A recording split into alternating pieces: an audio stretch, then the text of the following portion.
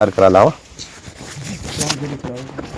देवी उमा के शरीर से सरस्वती का पार्थिव भाव, उनके रूप की प्रशंसा उन सुनकर शंभु का उनके पास दूत भेजना।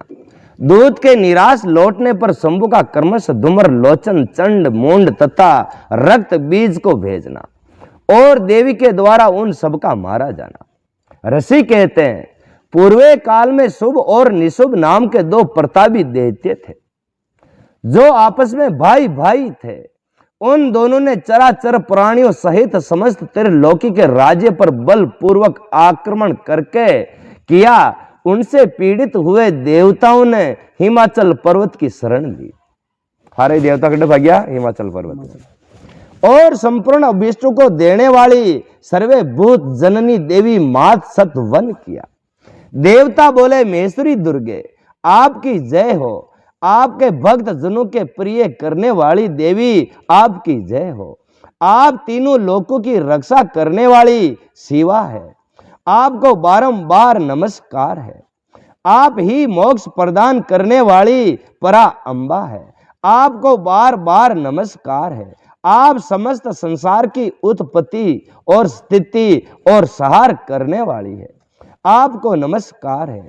कालिका और तारा रूप धारण करने वाली देवी आपको नमस्कार है। छीन मस्ता आपका ही स्वरूप है, आप ही श्री विदा है, आपको नमस्कार है। भुवनेश्वरी आपको नमस्कार है। भैरव रूपणी आपको नमस्कार है, आप ही बंगला मुखी और धुमावती है, आपको बारंबार नमस्कार है। आप ही त्रिपुर सुंदरी और मातंगी है, आपको बारंबार नमस्कार है। अजिता विजया जया मंगला और विलासनी ये सभी आपके ही विभिन्न रूपों का संजय है। इन सभी रूप में आपको नमस्कार है। द्रौपदी माता अथवा कामधेनु रूप से आपको नमस्कार है। घोर आकार धारण करने वाली आपको नमस्कार है। अपराजिता रूप में आपको प्रणाम है। नित्य महाविदा के रूप में आपको बारंबार नमस्कार है। आप ही शरणागतों का पालन करने वाली रुद्राणी है, आपको बारंबार नमस्कार है। वेदांत के द्वारा आपके ही स्वरूप का बोध होता है, आपको नमस्कार है। आप परमात्मा हैं, आपको मेरा प्रणाम है। अंत कोटि ब्रह्मांडों का संचालन करने वाली आप जगदम्बा को नमस्कार है। देवताओं के इस प्रकार स्तुति करने पर वरदायिनी एवं कल्याण रूपणी गौरी देवी बहुत प्रसन्न हुई। उन्होंने समस्त देवताओं से पूछा आप लोग यहाँ किस लिए स्तुति करते हो। तब उन्हीं गौरी के शरीर से एक कुमारी प्रकट हुई। वे सब देवताओं के देखते देखते शिव शक्ति के आदर पूर्वक बोली माँ ये समस्त स्वर्गवासी देवता निशुभ और शुभ नाम के प्रबल दैत्यों से अत्यंत पीड़ित हो अपनी रक्षा के लिए मेरी स्तुति करते हैं। पार्वती के शरीर से कौशे वे कुमारी निकली थी, इसलिए कौशिकी नाम से प्रसिद्ध हुई। वहां का नाम है वैष्णव देवी। कौशिकी ये साक्षात शुंभा सुर का नाश करने वाली है। सरस्वती उन्हीं को उग्र तारा और महागर्ता भी कहा गया है। माता के शरीर से श्वेत प्रकट होने के कारण वे इस भूतल तल पर मातंगी भी कहलाई है। उन्होंने समस्त देवताओं से कहा तुम लोग निर्भय रहो, मैं श्वेत ही अंत किसी का सहारा लिए बिना ही तुम्हारा कार्य सिद्ध कर दूंगी। ऐसा कहकर वे देवी तत्काल वहां अदृश्य हो गई। एक दिन शुभ और निशुभ के सेवक चंड और मुंड ने देवी को देखा। उनका मनोहर रूप नेत्र से सुख प्रदान करने वाला था। उसे देखते ही मोहित हो शुद्ध बुद्ध खोकर पृथ्वी पर गिर पड़े। वे फिर होश आने पर अपने राजा के पास गए और आरंभ से ही सारा वृतांत बताकर बोले महाराज हम दोनों ने एक पूर्व सुंदरी नारी देखी है जो हिमाचल के रमणीय शिखर पर रहती है और स्वयं पर सवारी करती है। चंड मुंड की ये बात सुनकर महान असुर शुभ ने देवी के पास सुग्रीव नाम का अपना दूत भेजा और कहा दूत हिमाचल पर कोई एक पूर्ण सुंदरी रहती है, तुम वहां जाओ और उनसे मेरा संदेश कहकर उसे प्रयत्न पूर्वक यहां ले आओ। ये आज्ञा पाकर दानव शिरोमणि सुग्रीव हिमाचल पर गया और जगदम्बा महेश्वरी से इस प्रकार बोले। दूत ने कहा, देवी दैत्य सुबासुर अपने महान बल और विक्रम के लिए तीनों लोकों में विख्यात है। उसका छोटा भाई निशुभ भी वैसा ही है। शुभ ने मुझे तुम्हारे पास दूत बनाकर भेजा है, इसलिए मैं यहां आया हूं। सुरेश्वरी उसने जो संदेश दिया है उसे इस समय सुनो। मैंने सम्राट गण में इंद्र आदि देवताओं को जीतकर उसके समस्त रत्नों को अपहरण कर लिया। माने कीजिए कि इस संसार में जितने भी देवता है जहाँ का सबने सामान आपने अड्डे घरे भरियोड़ा, सबने लोट लोट आपा भगा और आपने घरे भरियो। कई बात की अड्डे कमी कौन है, खुला खाओ और नंगा ना हो, कोई टेंशन ना लगी। जीवन त्री सामान ने टतरो डापर पेड़ो कर ली दो। हाँ कर ली दो। यज्ञ में देवता आदि के दिए हुए देव भाग का भी स्वयं ही ग्रहण करते हैं। ताकि यज्ञ करो जो वो भी सामान जान के डिस जावेगा, वहां देवता ने जावेगा जो छाव जो डावेगा। उपभोग करता हूं। मैं मानता हूं कि तुम शत्रु में रत्न हो, सब रत्नों के ऊपर स्थित हो, इसलिए तुम काम जनित रस के साथ मुझको अथवा मेरे भाई को अंगीकार कर लो। ओके मांगी भीन नहीं बन जाओ। हाँ और वो जो कारदारी मौत आ रही भैया की। हाँ वैष्णो देवी ने तुमने किए के दूत के मुख से शुभ का यह संदेश सुनकर भूतनाथ भगवान शिव की प्राण वल्लभा महामाया ने इस प्रकार कहा। देवी बोली, दूत तुम सच कहते हो, तुम्हारे कथन में थोड़ा सा भी असत्य नहीं है, परंतु मैंने पहले से एक प्रतिज्ञा कर रखी है। मारू बातें आवाज़ों पढ़ने के मारो तो यही जो बातें आ गई और वो मैं हार गई तो वो मन पढ़ सके दूजो ना उसे सुनो। जो मेरा घमंड चूर कर दे, जो मुझे युद्ध में जीत ले, उसी को मैं पति बना सकती हूँ, दूसरे को नहीं। ये मेरी अटल प्रतिज्ञा है, इसलिए तुम शुभ और निशुभ को मेरी ये प्रतिज्ञा बता दो, फिर इस विषय में जैसा उचित हो वैसा ही वे करे।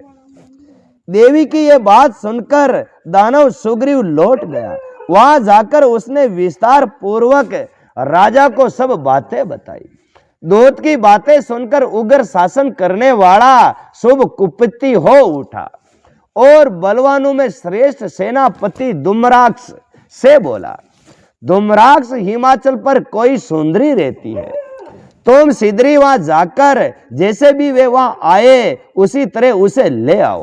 जोरियों आवे तो जोरियों लानी, प्यारो आ जाओ तो प्यारो लानी, लेर जरूर आनी है। असुर परवर उसे लाने में तुम्हें भय नहीं मानना चाहिए। यदि वे युद्ध करना चाहे तो तुम्हें प्रयत्न पूर्वक उसके साथ युद्ध करना चाहिए। शुभ की ऐसी आज्ञा पाकर दैत्य धूम्र लोचन हिमाचल पर गया और उसके अंश से प्रकट हुई भगवती भुवनेश्वरी ने कहा, नित मी बिन मेरे स्वामी के पास चलो, नहीं तो तुम्हें मरवा डालूंगा। कहीं क्यों आना जार माँ का गर्भ रहा चलो ने मरवा ना आका माँ का अंदर तक खोजा गना के। मेरे साथ 7,000 असुरों की सेना है। कितनी सेना ले रहे हो? 60,000। देवी बोली, वीर तुम्हें दैत्य राज ने भेजा है, यदि मुझे मार ही डालोगे तो क्या करूंगी, परंतु युद्ध के बिना मेरा वहां जाना असंभव है। और क्यों मैं हूं तो जाऊं कर, बात्या तो जरूर आनो, और बात्या में बच गई तो वापस सीताराम दूजी तो तू न जावा। मेरी ऐसी मान्यता है। देवी के ऐसा कहने पर दानव धूम्र लोचन उन्हें पकड़ने के लिए दौड़ा, परंतु महेश्वरी ने हु के उच्चारण मात्र से उसको भस्म कर दिया। उसकी दोस्त्री वो सीताराम। तभी से वे देवी इस भूतल तल पर धूमावती कहलाने लगी। डोगरी को कहीं नाम पड़ गया हो, धूमावती। उनकी आराधना करने पर वे अपने भक्त को शत्रु का संहार कर डालती है। धूमरवती डोकरी ने जो समरवा लाग जाओ जी के दुश्मन पैदा हो जावे तो वो खुद ने समरनी चावे धूमावती। धूमावती डोकरी दुश्मनों को नाश करे। वो नाऊ जो पूजे तो डोकरी दुश्मनन बढ़ गया, दुश्मनन सिरन कर दे। धूम्राक्ष मारे जाने पर अत्यंत कुपित हुए देवी के वाहन सिंह ने उसके साथ आए हुए समस्त असुर गुणों को चबा डाला। भोजन करियो नाडो वन्ने तो वो खागी पर वे लारा ऐसी नाडो खा जैसे ताराम कहीं नहीं रियो। जो मरने से बचे वे बाघ खड़े हुए। इस प्रकार देवी ने देते धूम्र लोचन को मार डाला।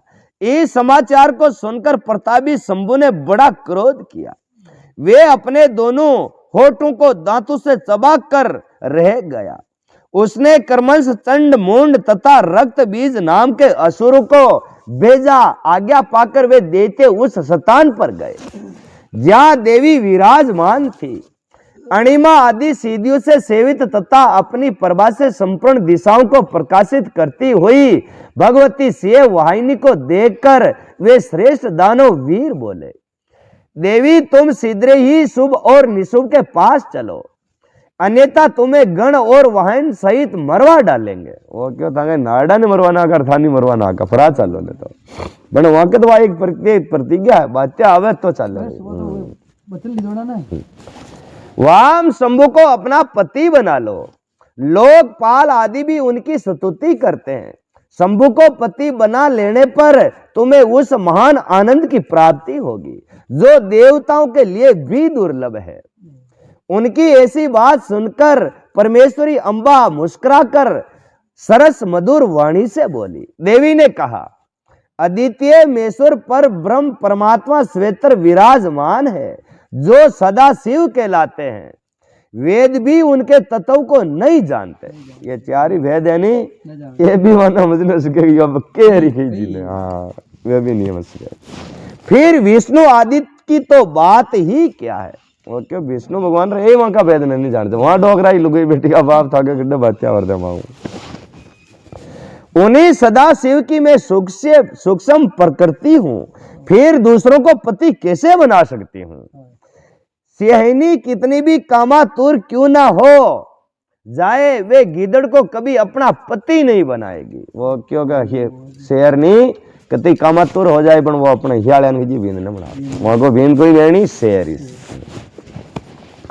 हथनी गधे को और बागिन खरगोश को नहीं भरेगी। देत्यु तुम सब लोग झूठ बोलते हो क्योंकि काल रूपी सर्प के फंदे में फंसे हुए हो। तुम या तो पाताल को लौट जाओ या शक्ति हो जाओ, युद्ध करो। देवी का ये क्रोध पैदा करने वाला वचन सुनकर वे दैत्य बोले, यम लोग अपने मन में तुम्हें अबला समझकर मार नहीं रहे थे।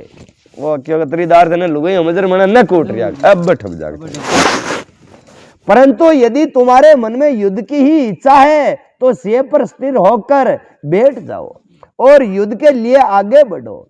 इस तरह वाद विवाद करते हुए उनमें कले बढ़ गया और सम्रागण में दोनों दलों पर तीखे बाणों की वर्षा होने लगी। इस तरह उनके साथ लीला पूर्वक युद्ध करने के परमेश्वरी ने चंड मूंड सहित महान असुर रक्त बीज को मार डाला। वे देवश्री असुर देश बुद्धि करके आए थे तो भी अंत में उन्हें उस उत्तम लोक की प्राप्ति हुई जिसमें देवी के भक्त जाते हैं। मैंने मार भी डोगरी खड्डा खंदाया वहां के घर वो क्यों थाना आया तो बात आ गया चालू होने चालू। देवी के द्वारा सेना और सेनापतियों सहित निशुभ एर शुभ का सहार एवं खटको नियति ऋषि कहते हैं, राजन प्रशंसनीय पराक्रमशाली महान असुर समूह ने इस श्रेष्ठ दैत्यों का मारा जाना सुनकर अपने उन दुर्जन गणों को युद्ध के लिए जाने की आज्ञा दे दी, जो संग्राम का नाम सुनते ही हर्ष से खिल उठे। उसने कहा, आज मेरी आज्ञा से काल के मौर्य धैर्य तथा अन्य असुर गण बड़ी भारी सेना के साथ संगठित हो विजय की आशा रखकर सीधे युद्ध के लिए प्रस्थान करे।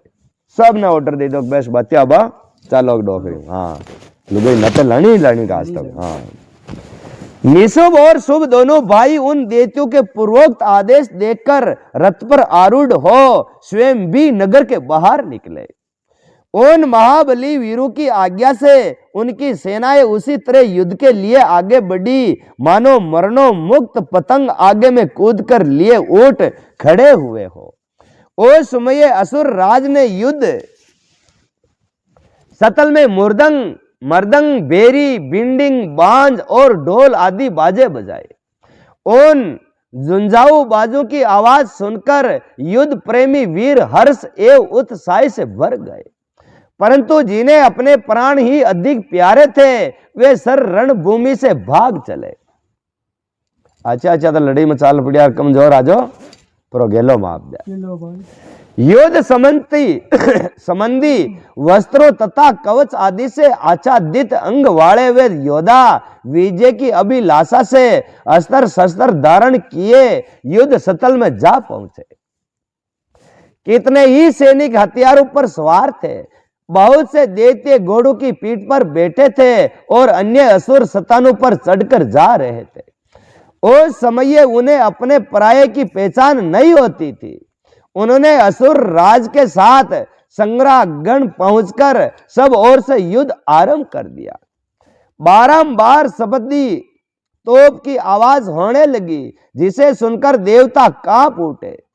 धूल और धुएं के आकाश में महान अंधकार छा गया, सूर्य का रथ नहीं दिखाई देता था। अत्यंत अभिमान करोड़ों पैदल योद्धा विजय की अभिलाषा के लिए युद्ध स्थल में आकर डट गए। करोड़ों की संख्या में घोड़सवार हाथी सवार तथा अन्य रथारूढ़ असुर भी प्रशंसा के साथ करोड़ों की संख्या में वहां आए थे। उस महासंग्राम में काले पर्वतों के समान विशाल मंद मत गज राज जोर जोर से गिड़ाट कर रहे थे। छोटे छोटे सेल सिकरों के समान ऊंट भी अपने गले से गल गल ध्वनि का विस्तार करने लगे। अच्छी भूमि में उत्पन्न हुए घोड़े गले में विशाल कंठहार धारण किए जोर जोर से हिना रहे थे। वे अनेक प्रकार की चाल जानते थे और हाथियों को मस्तक पर पैर रखते हुए आकाश मार्ग पक्षियों की भांति उड़ जाते थे। हाँ, ऐसी सेना को आक्रमण करती देख जगदमा ने अपने धनुष पर प्रशंसा चढ़ाई और साथ ही शत्रु को हस्तोत्साह करने वाले घंटों को भी बजाया। ये देख सिंह भी अपनी गर्दन और मस्तक के केशों को कांपता हुआ जोर जोर से गर्जन करने लगा। उस समय हिमाचल पर्वत पर खड़ी हुई रमणीय आभूषणों और शत्रु से सुशोभित शिवा देवी की ओर देखकर निशुभ विलासनी रमणियों के मनोभाव को समझने में निपुण पुरुष की भांति सरस वाणी में बोला। अब डोगरी कई क्या देखो मेसुरी तुम जैसी सुंदरियों के रमणीय शरीर पर माला मालती के फूलों का एक दल भी डाल दिया जाए तो वे व्यासता उत्पन्न कर देता है। ऐसे मनोहर शरीर से तुम विकराल युद्ध के विस्तार कैसे कर रही हो? वो क्यों बात्य थाना अतरी रूपाली दिखता तका अतरो कोमल ताको शरीर है थे बात्य मताओ के और मैं खेवा जो काम न करो कर लियो। ये बात का कहकर वे महान असुर चुप हो गया। तब चंडिका देवी ने कहा, मूढ़ असुर व्यर्थ की बातें क्यों कहता है? युद्ध कर अन्यथा पाताल को चला जा।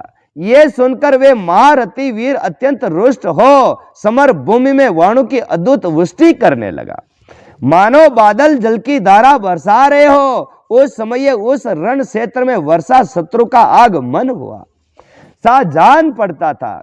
मद से उदत हुए वे असुर तीखे बाण शूल फरसे बिबी पाल परिधि धनुष सशुंड प्रास सुरप्रे तथा बड़ी बड़ी तलवारों से युद्ध करने लगा।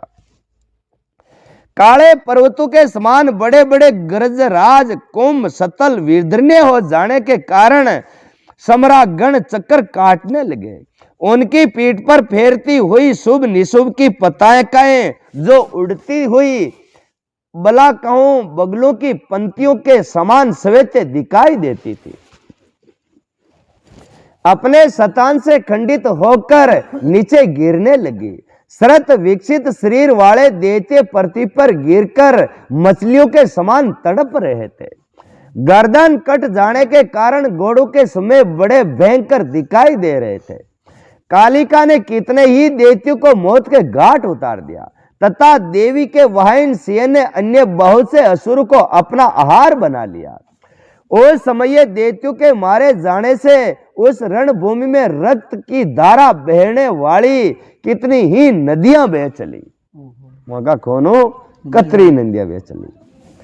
सैनिकों के केस पानी में सेवार की भांति दिखाई देते थे और उनकी चादरें सफेद फेन का भ्रम उत्पन्न करती थी।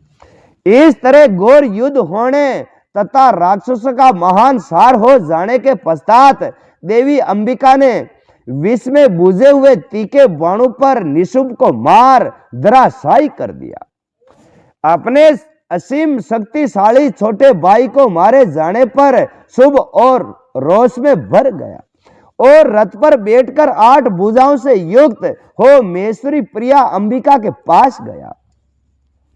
उसने जोर जोर से शंख बजाया और शत्रु को दमन करने वाले धनुष की दुस्सह टंकार ध्वनि को भी तथा देवी के सिंह को भी अपने आयादों को हिलाता हुआ दहाड़ने लगा। इन तीनों प्रकार की ध्वनियों से आकाश मंडल में गूंज उठा। अत्री कड़ी वो दुंग दुंग करायो मारो बेटा जो आगे धरती ने गूंजा न की अत्रो को आदमी हो जोर गुणो हो हम। तदंतर जगदमा ने 28 किया जिसे समस्त असुर स्वतंत्र हो गए। जब देवी ने शुभ से कहा कि तुम युद्ध में स्थिरता पूर्वक खड़े रहो, तब देवता बोल उठे, जय हो जगदम्बा की। इस समय दैत्य राज समूह ने बड़ी भारी शक्ति छोड़ी जिसकी शिखा से आग की ज्वाला निकल रही थी, परंतु देवी ने एक उलाक द्वारा उसे मार गिराया। शुभ के चलाए हुए बाणों ने देवी के चलाए हुए बाणों के शुभ से अस्त्रों के टुकड़े टुकड़े कर दिए।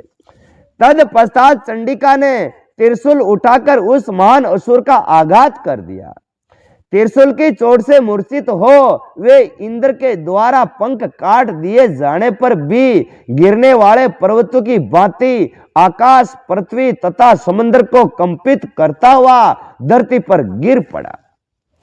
यह डोंगरा का फांकड़ा कोई काटोड़ा इंद्र काट ये मोटा गणा गया लो सल्टा दी दसर में। तदंतर शूल के आघात से होने वाली व्याधा को सहकर उस महाबली असुर ने 10,000 बाहु धारण कर ली। कतरीब हाथ बनाया 10,000 हाथ बना लिया और देवताओं को भी नाश करने में समर्थ चक्रु द्वारा सिंह सहित महेश्वरी शिवा पर आघात करना आरंभ कर दिया।